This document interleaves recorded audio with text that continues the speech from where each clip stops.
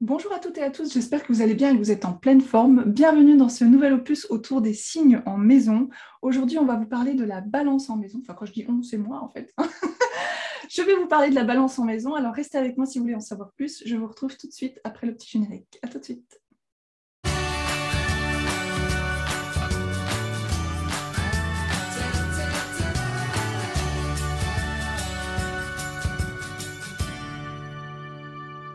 Hello et bienvenue dans cette nouvelle vidéo. Je suis ravie de vous retrouver ce mois-ci pour vous parler de la balance en maison.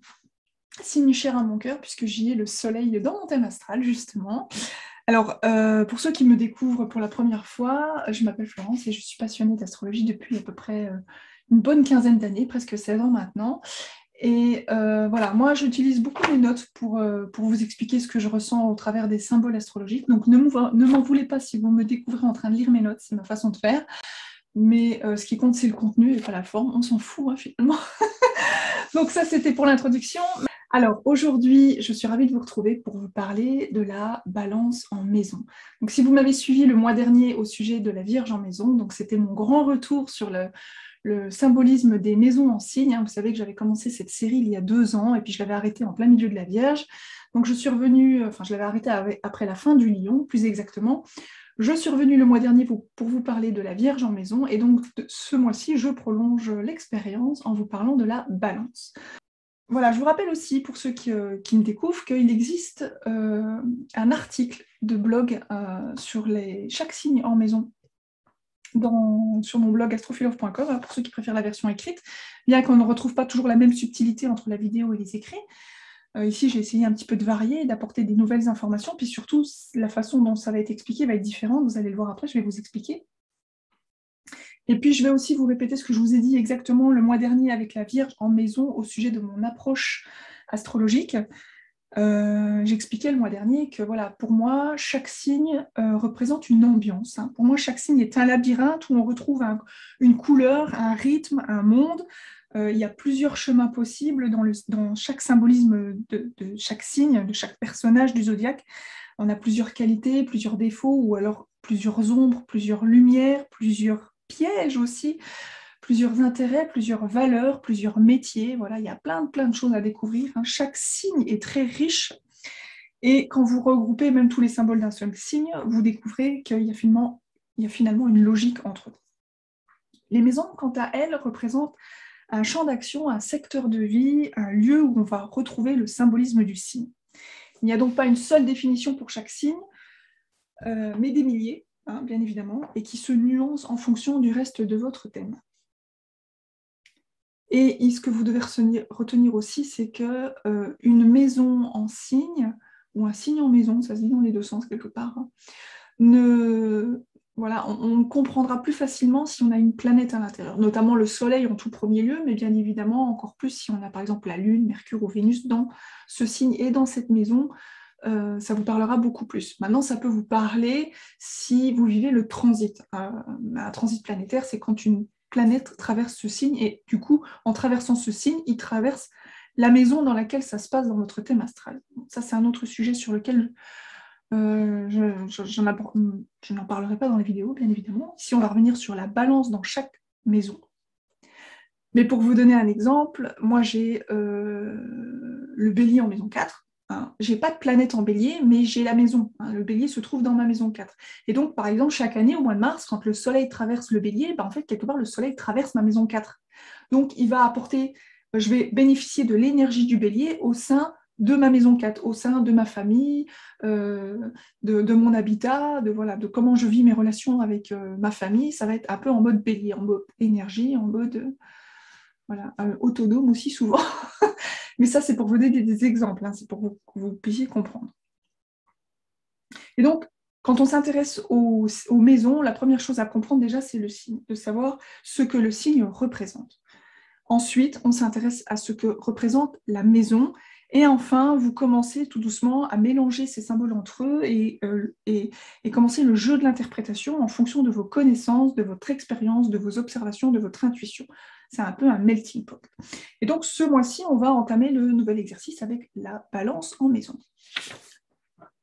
Et donc, du coup, d'abord, qu'est-ce que symbolise la balance en maison ? on va se rappeler que c'est un signe d'air. Donc les signes d'air, c'est les échanges, la communication, l'esprit, l'intelligence. Avec la balance, on est surtout sur une notion de dialogue. Le dialogue est important, donc on va le retrouver dans le secteur de vie en fonction de où se trouve la balance dans votre thème astral. C'est aussi un signe cardinal. Moi, j'aime bien rappeler avec les modes. Je travaille beaucoup aussi avec les éléments, mais aussi avec les modes. Donc, le signe cardinal, c'est le premier signe d'une saison. Donc, on a vu le bélier qui inaugurait le printemps, le cancer qui commençait l'été, et ici, on a la balance qui commence l'automne, et on verra plus loin que le capricorne commence l'hiver. Et donc, ces 4 signes ont en commun le sens de l'initiation, le sens du commencement, le sens du début, le sens d'aller dans une direction bien précise. Sauf qu'ils ne vont pas dans la même direction l'un et l'autre. Et la balance, elle va dans la direction de la sociabilité, dans la direction de l'ouverture aux autres, puisque c'est le premier signe de l'hémisphère collectif, comme on dit en jargon astrologique.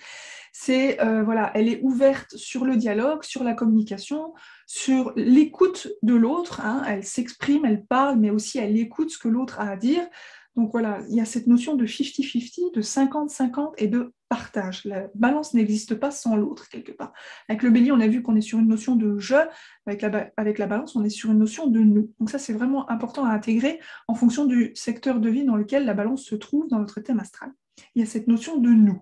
Ce que j'aime bien aussi faire en astrologie, c'est, voilà, par rapport au fait que le soleil traverse tel ou tel signe de la constellation, c'est le caler avec ce qui se passe au niveau des saisons. Moi, je vous rappelle que je pratique une astrologie tropicale, donc au moment où le soleil rentre dans la balance, on est sur le premier jour d'automne, c'est sur l'équinoxe d'automne, et donc le nombre d'heures et de jours est égal au nombre d'heures de nuit. Donc, on a cette notion d'équilibre. Alors, vous allez me dire qu'au moment de l'équinoxe de printemps, avec l'entrée du soleil en bélier, c'est pareil, hein, c'est 50-50 au niveau du nombre d'heures de jour et de nuit. Sauf que le bélier est le premier signe du zodiaque.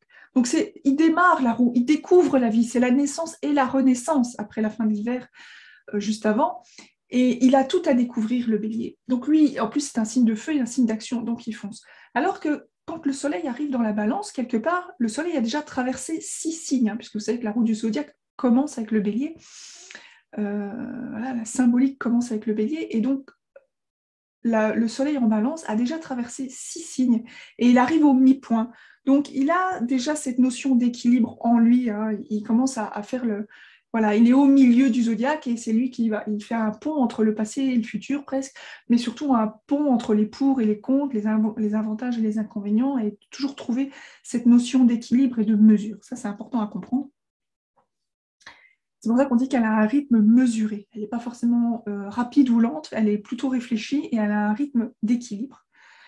Alors, l'ambiance, hein. Au pays de la balance, on cherche la paix et l'harmonie en permanence, mais d'abord à l'extérieur avant de le trouver à l'intérieur. On fait un peu l'arbitre, hein, quand on a de la balance marquée dans son thème astral. Et c'est un métier à temps plein, hein, que de faire l'arbitre, hein, je vous le dis, hein, de vouloir faire régner en permanence la paix dans un monde sauvage sur lequel on habite quelque part. On est au pays d'une certaine douceur, d'une certaine gentillesse, du oui à tout, quitte à se dire non à soi. C'est le grand paradoxe de la balance qui a peur de la rupture, qui joue les diplomates, quitte à souffrir intérieurement. Son objectif est donc un leurre, hein, si elle ne s'écoute pas elle-même, parce qu'en croyant obtenir la paix dans la relation, elle n'a pas toujours la paix avec elle-même, donc c'est tout un travail aussi pour elle. Et pour être née sous le signe de la balance, je peux vous en parler, hein, je peux en témoigner. Même après 15 ans de pratique astrologique, je me prends encore en flag de ne pas toujours oser dire ce que je pense, pas par hypocrisie, mais simplement par peur de blesser. Parce que ce qui compte pour la balance, c'est d'abord la douceur. Il y a un côté très lisse, hein, dans le caractère de la balance, et voilà, on aime le charme et la courtoisie. On aime ce qui est surtout agréable, forcément. Et quand on défend un point de vue par rapport à une autre personne qui est en face de nous, avec lequel on n'a pas forcément le même point de vue, il y a cette notion de rupture qui appartient au bélier, à l'affirmation de soi, et la balance, elle a un problème avec ça. Franchement, c'est quelque chose qu'elle doit vraiment travailler. Voilà, mais pour ça, j'ai quand même rencontré un truc qu'on appelle la communication non violente, hein. Si ça vous intéresse, je vous renvoie au livre de Thomas Dansbourg, qui a écrit ce très beau livre « Cessez d'être gentil, soyez vrai ». Je l'ai découvert en 2005 et ça a été vraiment une révélation pour moi. Voilà, Thomas Dansbourg, vous le trouverez aussi sur YouTube parmi plein de vidéos. Il a écrit d'autres livres, bien évidemment, et je crois même qu'il y a une interview de David Laroche. Moi, j'affectionne beaucoup les interviews de David Laroche. Il y a un très bel interview et voilà, mais bon, il y a du contenu, hein, n'hésitez pas si ça vous intéresse. Cessez d'être gentil, soyez vrai, ça va vraiment vous apprendre cette notion de communication non violente auquel la balance est vraiment attachée en prenant en considération les faits, les émotions et le fait de pouvoir chacun exprimer son point de vue sans, sans juger ni sans se reprocher quoi que ce soit. Ça, c'est un autre sujet, mais voilà, ça, c'est un tips. Alors, que rencontre-t-on d'autres au pays de la balance? De la nuance, hein, au pays de la balance, de la mesure, les pour et les contre, la notion de couple et de relation, hein, des conversations ouvertes et intelligentes, un échange d'idées, de la diplomatie, mais aussi de la beauté, cette notion de bien-être aussi, et l'art sous toutes ses formes. Et donc, on va caler tout ça, enfin, on va essayer de tenter de caler tout ça sur les maisons par rapport à cette notion balance. Alors, comme le mois dernier, j'ai expliqué dans la Vierge, j'ai changé ma façon d'approcher les maisons. Et donc, dans cette vidéo, je vais vous proposer d'abord d'aborder la balance dans les maisons de feu, c'est-à-dire la maison 1, la maison 5 et la maison 9. Alors, avec la maison 1, qui représente l'ascendant, bien évidemment, hein, vous savez que la maison 1, c'est le début de l'ascendant, en fin de compte. Enfin, c'est l'ascendant qui est le début de la maison 1, plutôt. Ça représente la personnalité, le caractère, l'attitude, le comportement, mais aussi un chemin de vie, bien évidemment, mais ça, c'est beaucoup plus complexe à expliquer. En balance, on peut donc supposer qu'on va afficher dans notre nature des caractéristiques balance. Une attitude en apparence calme et charmante, un comportement plutôt souple, hein, et bien élevé.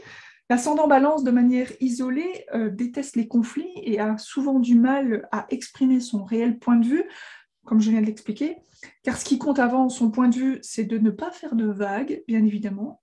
Ce qui compte pour elle, c'est d'afficher une personnalité ouverte et sociable, et surtout que la notion de justice soit appliquée.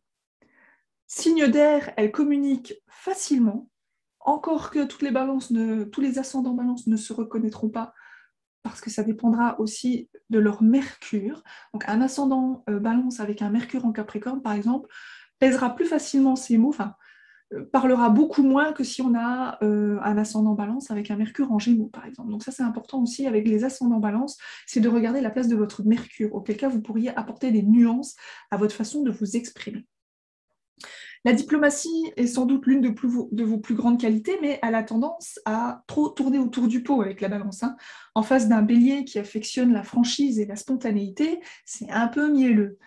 Si vous êtes ascendant balance, votre manière d'entrer en contact avec votre environnement et avec les personnes qui vous entourent passe par de bons sentiments et du coup par les caractères de Vénus, qui se trouve être la planète de la balance, qui est en domicile justement dans ce signe. Mais si vous êtes ascendant balance, mais que vous avez Vénus dans un autre signe que la balance, pardon, alors il vous faudra découvrir aussi les nuances de cette Vénus dans votre thème, parce que ça va apporter des informations supplémentaires sur votre manière d'aimer, sur ce qui vous motive, sur, voilà, sur quoi se porte votre cœur et les plaisirs, quelles sont vos attentes affectives, hein, parce qu'il y a cette notion d'affection quand même qui est précise, qui est importante pour la balance. Je ne le souligne pas non plus très souvent avec le signe de l'ascendant, mais parfois le signe de l'ascendant démontre aussi une apparence et la constitution physique. Et donc l'ascendant balance suppose peut-être une apparence élégante et symétrique au niveau de notre corps, où chaque côté de notre corps est équilibré en fait, hein, où voilà, il y a cette beauté naturelle qui peut s'afficher avec l'ascendant balance. Alors en passant à la maison 5, hein, qui est la deuxième maison de feu derrière la maison 1, qui représente la vie sentimentale, l'amour, les plaisirs, les hobbies, les motivations, notre créativité personnelle. Hein, ça, c'est tout ce que peut représenter la maison 5. En mode balance, les sentiments s'expriment avec charme et courtoisie. Vous recherchez peut-être un partenaire où vous pouvez vivre une idylle romantique et respectueuse. Hein, on cherche dans sa vie sentimentale de la finesse et de l'intelligence. C'est aussi avec les qualités de la balance que vous entretenez vos rapports avec vos enfants. Alors, quelque chose que j'ai remarqué aussi en échangeant avec mes élèves, hein, de la formation, que je n'ai pas lu dans les livres, ou en tout cas que je ne l'ai pas encore lu, mais peut-être que je le lirai un jour, c'est qu'on peut peut-être, dans certains cas, hein, ça ne s'applique pas forcément à tout le monde, c'est de retrouver justement, si vous avez des enfants, dans votre maison 5, des caractéristiques balance que vous pourriez retrouver chez vos enfants. Et ça dépendra de chacun. La maison 5 représentant votre créativité personnelle, vos loisirs et vos hobbies, demandez-vous aussi si vous retrouvez dans vos dimanches après-midi des activités en lien avec un symbolisme balance. Ça peut être par exemple la lecture, hein, pour le sens de la culture, c'est très important pour la balance, un lien avec l'esthétisme, hein, la danse, le yoga, tout ce qui touche au bien-être, à la grâce, à l'élégance, la nuance des couleurs, hein, pourquoi pas, vous pourriez aimer prendre plaisir à décorer votre maison, mais juste pour votre plaisir personnel, pas forcément pour en faire un métier. C'est ça le principe de la maison 5, c'est les plaisirs personnels, mais pas forcément pour en faire un métier. C'est des hobbies, hein, quelque part. Ça peut être aussi le dessin, l'artistique. Peut aussi avoir un lien avec les parfums, le zen, le feng shui, tout ça, ça appartient à la balance. Et la balance étant aussi le signe du duo, on peut supposer que les loisirs et les plaisirs n'auront d'intérêt que s'ils se partagent à deux. Ça, c'est garder toujours en filigrane avec une balance dans une maison, c'est la notion de duo. Et pour vous parler de la troisième maison de feu, qui est justement la maison 9, on a la maison 9 représente les études, les voyages, un idéal et peut-être des croyances. Ici, en maison 9, on peut s'imaginer que l'exploration du monde n'a d'intérêt que s'il se fait à deux. D'ailleurs, à ce propos, souvent, la maison 9 ayant un lien avec l'étranger, la balance à cette place indique parfois dans certains thèmes que le couple se rencontre à l'étranger ou qu'on noue des relations avec des personnes d'autres cultures. On ouvre facilement le dialogue et l'esprit s'oriente vers d'autres horizons. La maison 9 appartient au voyage, mais aussi c'est la maison de l'idéal, d'une éthique, d'une morale que l'on porte en soi. Ce sont donc naturellement les valeurs de partage et de justice et de diplomatie qui sont mises sur un piédestal. Parce qu'il y a un peu cette notion de piédestal avec la maison 9, quelque chose de plus grand que soi. Et donc ce sont les valeurs balance que vous allez porter sur un piédestal. Et puisque c'est aussi la notion des études supérieures, peut-être que des études de droit sont envisagées avec comme optique non pas de faire régner les règles, absolument, mais plutôt défendre des causes que l'on estime justes pour la notion de partage. Un idéal balance, c'est bien sûr un idéal de paix et d'harmonie. Hein. Lié au Sagittaire, la maison 9 peut aussi parfois faire un lien avec le sport. Et donc, en balance, ça peut être soit un sport à deux, en complicité, comme le patinage artistique, en couple par exemple, un sport qui se joue exclusivement à deux, comme le tennis aussi, pourquoi pas. Bon, vous allez me dire que le tennis se joue aussi à quatre, mais bon, vous avez compris l'idée. Hein. Ou alors peut-être un sport impliquant l'artistique et l'élégance. Hein. Moi, j'ai pensé notamment, par exemple, au spectacle de danse, bien naturellement, mais aussi à la natation synchronisée. Encore que, avec la natation, je me suis dit peut-être qu'il faudrait aussi un peu de poisson dans le thème astral ou voilà, un signe d'eau, pourquoi pas. En résumé, pour comprendre les maisons de feu dans des signes d'air, il faut s'imaginer que voilà, elles représentent un lieu d'action, mais avec une dynamique air où on retrouve l'esprit, le contact, le dialogue et les échanges. Hein. C'est une alliance qui se fait plutôt bien puisque ces deux éléments sont dits amis dans le symbolisme zodiacal. On va passer maintenant à ce qu'on pourrait appeler les maisons de terre, en commençant avec la maison 2. La maison 2, comme je vous l'ai déjà expliqué dans les vidéos précédentes, elle représente souvent la manière dont on peut se sécuriser par l'argent, souvent, mais aussi par un talent, hein, un don que l'on possède et qui nous permet de trouver bien souvent un travail, voilà, mais aussi d'autres ressources qui assurent notre sécurité, notre confort. J'ai rencontré quelques thèmes dont la balance en maison 2 indiquait un travail en lien avec les tribunaux ou la justice.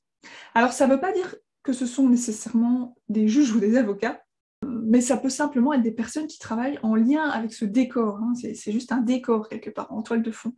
D'ailleurs, avec une maison 2 en balance, on a souvent une chance sur deux d'être ascendant vierge. Donc, par exemple, secrétaire dans un cabinet d'avocats est une possibilité d'interprétation ou un exemple de talent pour se sécuriser.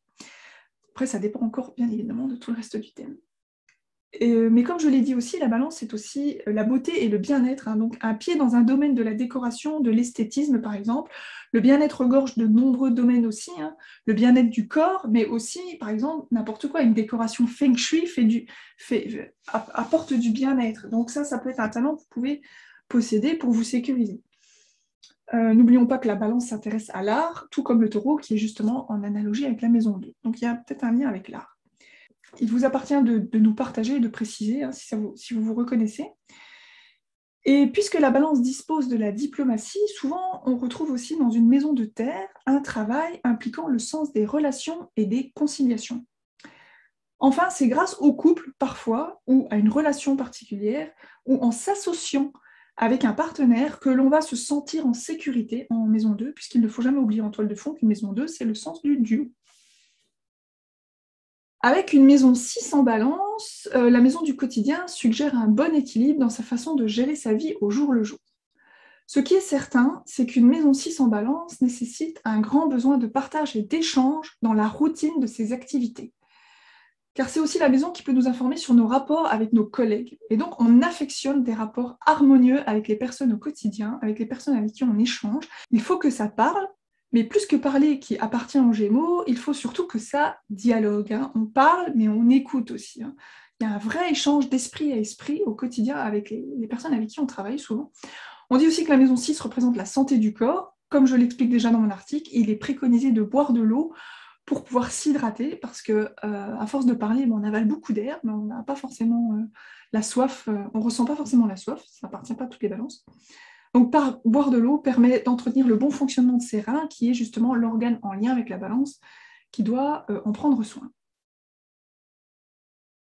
Et enfin, pour terminer avec les maisons de terre, en opposition à la maison 4, qui représente vos racines et votre foyer, la maison 10 nous donne des informations sur un destin à construire. La pierre que l'on va mettre à l'édifice au profit de la société. Avec la balance, nous sommes donc sur une vocation balance, et encore une fois, les symboles sont extrêmement nombreux. La position sociale s'acquiert peut-être grâce à un mariage. Ça se marquera plus particulièrement si vous avez une planète dans ce signe et dans cette maison. Mais ce qui est certain, c'est qu'il y a d'abord, si ce n'est une vocation de couple, une vocation de relation et de paix et d'harmonie. Après, ça reste une vocation, ça ne veut pas dire que c'est un don et un talent, comme si c'était en maison 2. C'est une ambition. Retenez, avec la maison 10, c'est une ambition. Le signe de votre maison, c'est une ambition. Donc, un travail acharné, le signe de la maison 10, est le sommet d'une montagne sur laquelle vous êtes prêt à vous lancer avec patience et persévérance. L'ambition balance, c'est de tenter aussi de trouver le juste équilibre dans tous les domaines de votre vie en général. Et si par exemple vous avez Vénus à l'intérieur, la notion de beauté sera encore plus présente. Ça peut être aussi le mannequinat par exemple, pour la grâce et l'élégance, le maquillage pour l'harmonie des couleurs sur le visage, etc.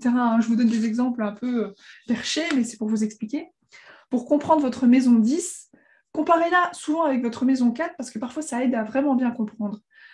Et donc une maison 4 en bélier indique parfois des conflits ou des disputes, une ambiance un peu de guerre dans l'enfance, où la seule chose qu'on a retenue, c'est que ça criait, pourquoi pas, ou qu'il y avait des portes qui claquent. Et donc, avec une maison 10 en balance, souvent le chemin, c'est d'aller vers plus de paix, d'harmonie et un côté beaucoup plus paisible à la vie.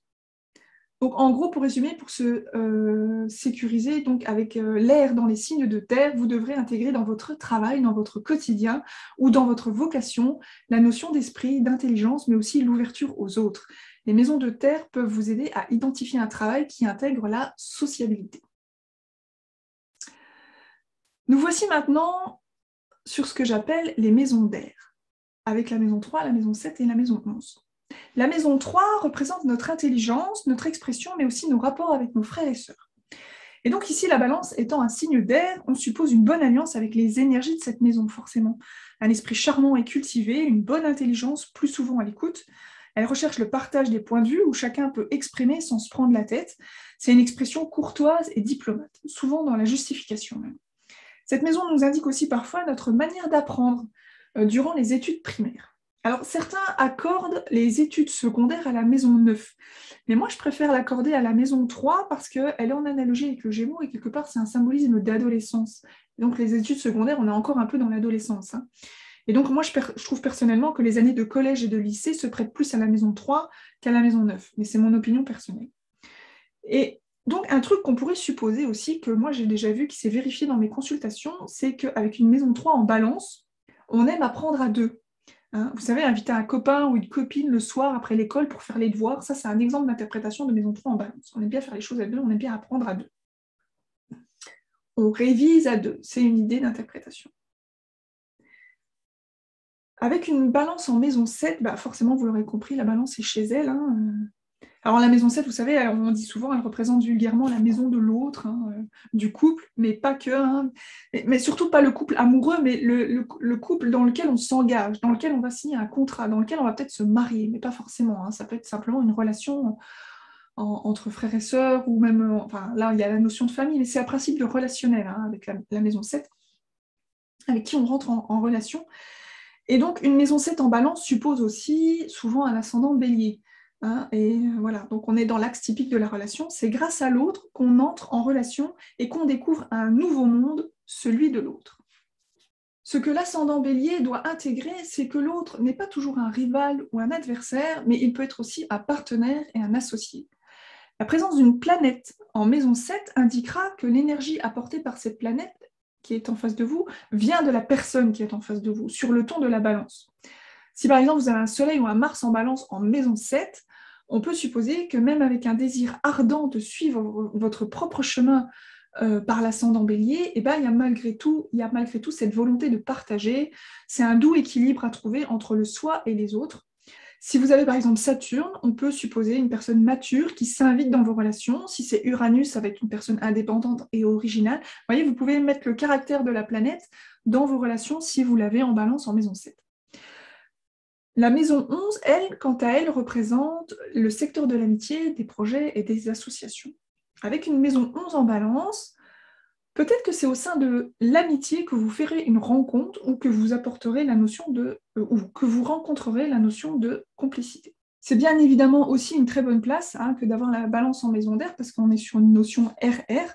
C'est peut-être à travers un projet, un groupe ou une association que vous allez pouvoir projeter vos idées et vos utopies balance. Le verso en toile de fond de cette maison, hébergeant la balance, me fait penser à la notion de blabla et par extension à la politique. Ce sont aussi des signes que l'on peut associer à la politique aussi, avec une intention de bien-être pour le plus grand nombre et faire de demain un monde meilleur pour tous. Mais rappelez-vous que nous sommes dans une configuration RR, c'est donc une utopie très volatile. En résumé, pour comprendre les maisons d'air, il faut s'imaginer qu'elles représentent un lieu où l'on retrouve l'esprit, le dialogue, les échanges, les contacts, dans une optique d'ouverture et de partage. En signe d'air, il n'y a donc pas grand-chose à rajouter. Enfin, terminons cet opus avec les maisons d'eau qui resteront toujours les plus délicates à traduire, puisqu'ici c'est une énergie intériorisée qui trouve difficilement ses mots. Mais dans le signe de dialogue, on va peut-être réussir à construire quelques phrases, encore que. La maison 4 nous parle de la famille, de nos origines ou encore de notre habitat. Nous allons donc supposer une ambiance paisible dans l'enfance où les parents ou les grands-parents tentaient d'être toujours le plus juste possible pour chacun de leurs enfants. La culture était peut-être au centre des préoccupations ou des valeurs familiales. On peut retrouver dans l'habitat balance, par exemple, des portes ouvertes hein, pour laisser entrer le dialogue, des salons de lecture, des bibliothèques remplies de culture, des livres posés un peu partout, à chaque coin des pièces. Ça paraît peut-être agréable au premier abord que d'avoir une maison 4 en balance, une maison douce et gentille, mais c'est peut-être aussi une frustration pour celui ou celle qui a un soleil en bélier en maison 10 et qui, au cours de son enfance ou de son éducation, se faisait toujours brider et où il fallait toujours faire attention à l'autre, écouter l'autre et faire toujours la paix, alors que l'appel du soleil s'orientait sur l'affirmation de soi et de son individualité. Si vous êtes dans cette configuration, reprenez les rênes de votre soleil en maison 10. C'est pas parce qu'on vous a transmis cette notion de paix que vous devez faire la guerre, c'est pas ça que je veux dire, hein, mais bien évidemment, voilà, ne pas oser exprimer son individualité est importante aussi. Avec la maison 8 en balance, on va parler des crises hein, et de ce qui nous insécurise. Alors, peut-on s'imaginer que si notre propre désir nous sécurise avec une maison 2 en bélier, bien que ce soit le signe des casse-coups, est-ce que les autres nous mettent-ils en danger si la maison 8 est en balance? Bah oui, c'est difficile de passer à côté du fait que ce soit la notion de couple qui se présente comme un défi. Hein. La maison 8, c'est aussi la maison des défis.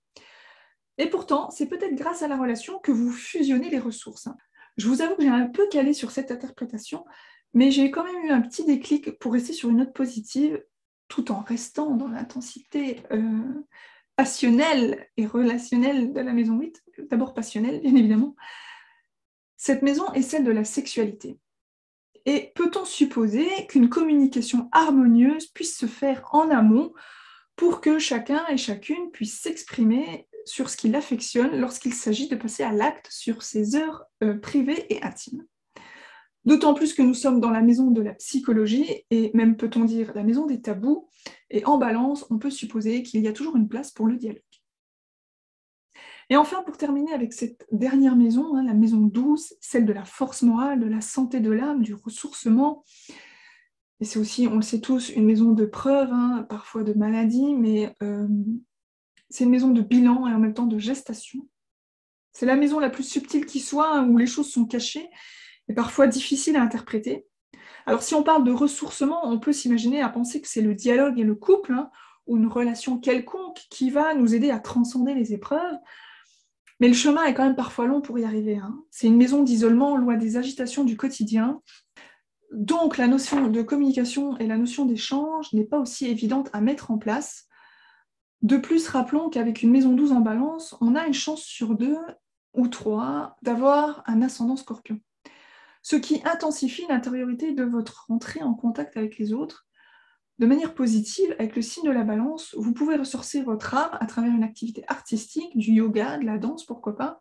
Ou alors, vous pouvez aussi, peut-être, vous référer tout simplement à la position de Vénus en signe et en maison dans votre thème, puisque Vénus devient la maîtresse de votre maison 12 en balance, ce qui peut sûrement vous donner des outils concrets en vue d'obtenir une forme de paix intérieure. Donc intéressez-vous à la place de Vénus en signe et en maison, et ça vous donnera peut-être des sujets, des centres d'intérêt pour vous ressourcer. Voilà pour ce nouveau chapitre au sujet des maisons. Si vous avez aimé cette vidéo, n'hésitez pas à la liker ou à la partager, bien évidemment. Je vous remercie d'avoir regardé cette vidéo. Je vous dis à très bientôt pour d'autres interprétations astrales. Merci à vous.